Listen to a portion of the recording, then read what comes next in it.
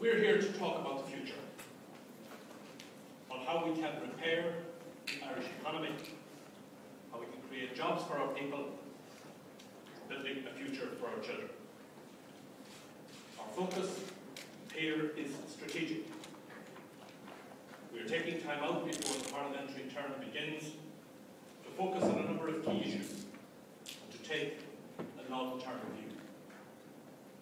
This kind of strategic thinking has never been more important. Last March, this party took on the responsibility of government in unprecedented circumstances. No incoming government has ever inherited a mess of the type and nature that we did. When we took on the reins of government, this country had lost its economic sovereignty and was already in an IMF programme. No one would lend money to Ireland.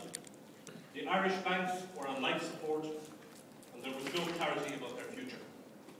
Unemployment had reached new heights, there was near despair at home, and Ireland's reputation internationally was in shreds. To add to that, there was a severe debt crisis in the euro area. That is the crisis that we inherited. It is quite simply without precedent. And because it is without precedent, there is no template for us to follow. There is no off-the-shelf formula that we can apply. No previous Irish government has faced similar circumstances. The Labour Party hasn't done so, nor have our sister parties in Europe. We are pioneers in a new place. If Ireland is to be the first country to emerge successfully from an IMF programme, then the present Irish government will be the first government in Europe to achieve that, and Labour will be the first social democratic party in Europe with responsibility for achieving that goal. In these circumstances, we cannot fall back automatically on prescriptions from the past. There is no old manual of social democratic government that applies here. What matters now is what works, and that will bring us to decisions that, though necessary, are outside the comfort zone of old ideas. As a party and as a government, we must be both innovative and determined. Innovative in finding new ways to move forward. Determined in facing up to what needs to be done. We all know that in the weeks ahead, we will be required to take further difficult decisions to fix the mess that we inherited. We know too that our children's future depends on our capacity to face up to that difficult task.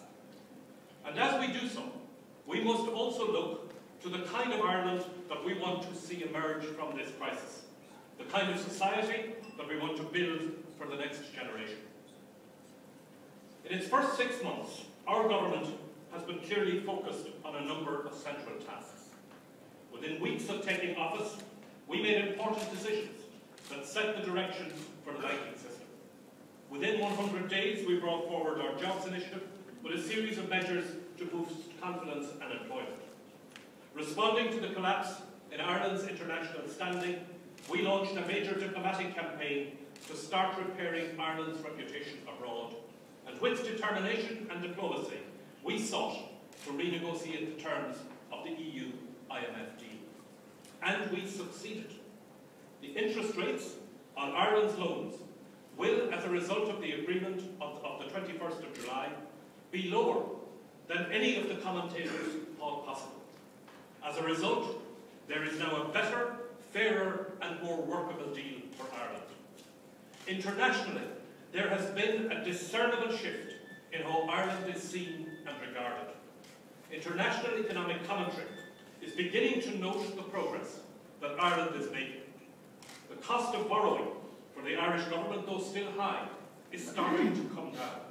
There are also good signs of progress in the banking area, with private sector investment on the Bank of Ireland in particular being a vote of confidence in the future of the Irish economy. These are positive signs, but they are only the beginning. We have a long road yet to travel, but we have taken the first steps in the right direction. gap between spending and income for the government is not sustainable and has to be tackled. In the weeks ahead, Brendan Howland will be completing his comprehensive review of expenditure, and the government will be making the difficult decisions that will be necessary for Budget 2012. No government wants to cut spending and to increase revenue, but it has to be done for the sake of our country and for the next generation. In making those difficult decisions, the government will level with people. We will say, yes, it is going to be difficult, but we are going to get on with it. We will recover, and we will build a better post-recovery Ireland. What the evidence of the first 6 months of this government proves is that if we work hard and make the right choices, it will start to come right for the Irish economy. Not overnight, but over time, and in a way that ensures our children and young people come of age in an Ireland of opportunity. Despite our problems, Ireland is a good country with outstanding economic potential. Despite the bursting of the property bubble, our exports are once again thriving, growing by 10% per annum. Most economists believe that the level of unemployment has peaked and will start to gradually decline. The economy will grow this year and next year.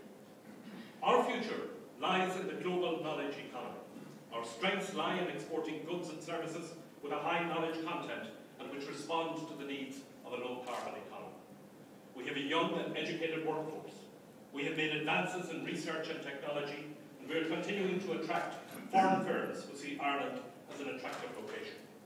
There is no doubting our capacity to create more and better jobs in areas like food and agriculture, in renewable energy, or in high-tech sectors like cloud computing. What we have to do is to build on our strengths and ensure that while we are going through difficult times in the short term, we are enhancing our prospects in the medium term.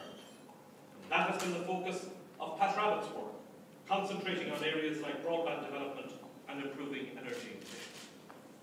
For all our strengths, we live in a rapidly changing world where the balance of global economic power is shifting to the east. The driving forces of global growth in the years ahead will be the emerging markets like China, India, and Russia. Today, Ireland's trade with those countries is small. 2% of our exports go to China and only 0.2% to India. But we have enormous scope to develop markets for Irish goods in those countries. Later this month, I will be convening the first meeting of the new Export Trade Council that will work with business to find practical ways to promote Irish trade and enhance our engagement with the BRIC economies. The new interconnectedness of globalisation is here to stay, and it poses great challenges for Ireland. We need to think beyond our traditional horizons and open up new ones, new connections, not just of trade, but also cultural and diplomatic links. In October, I will be hosting a meeting of the Global Irish Network, looking at practical ways in which Ireland's diaspora, once a symptom of Irish failure, can become one of our greatest strengths. And as we build up our engagement with the emerging economies, we will be looking at who will be the next BRICS. I will shortly be publishing an Africa strategy, which will chart the course for Ireland's engagement with Africa in the coming decade. Clearly, that strategy will be focused on how we can contribute to human development in Africa, but will also look at building up our economic links. Africa is also a rising economic force, and Ireland has long-standing links and connections with the continent that we can use to benefit both Ireland and Africa. Creating more and better jobs, building up the knowledge economy, will require us to rethink and to change many aspects of Irish life. We will need to be leaner and fitter in everything we do. We need an agile and efficient public service that responds quickly to the changing needs of our citizens and to the changing world. That is the goal of the Howland reforms, which, while saving money, will ensure that we come out of the crisis with a better public service. We also need to confront outdated practices in the private sector, including the professions. During this coming term, the government will bring forward a legal services bill that will tackle the high cost of legal services and of access to the law. As I said at the beginning, there is no template for us as a social democratic party faced with the enormous challenge of guiding Ireland out of this crisis. We have to look not at what worked in the past, but what works now. We cannot rely on the old manuals, but that does not mean that we jettison our values. Quite the contrary. Now more than ever, we must look to our values and find ways to put them into effect. Our values of solidarity, of community, of responsibility, of fairness, and of expanding the horizons of all our citizens. Social welfare reform is one example of this challenge. We never could, and we certainly cannot now, afford to see a build-up of long-term unemployment. Reforming welfare is never easy, but we cannot go on as we are. What we need today is not just a safety net, but a springboard, so that a person's first day of unemployment is also their first day on the road back to work. That is our obligation to them, but it is also part of their obligation to society, and it is part of the social democratic ideals of building solidarity and opportunity at the same time. Achieving that reform is an enormous challenge, but the reforms that both Joan and Rory are driving together are aimed at achieving precisely that. In their first 6 months in office, they have begun to dismantle FOSS and put in place a new structure that will promote training and reskilling.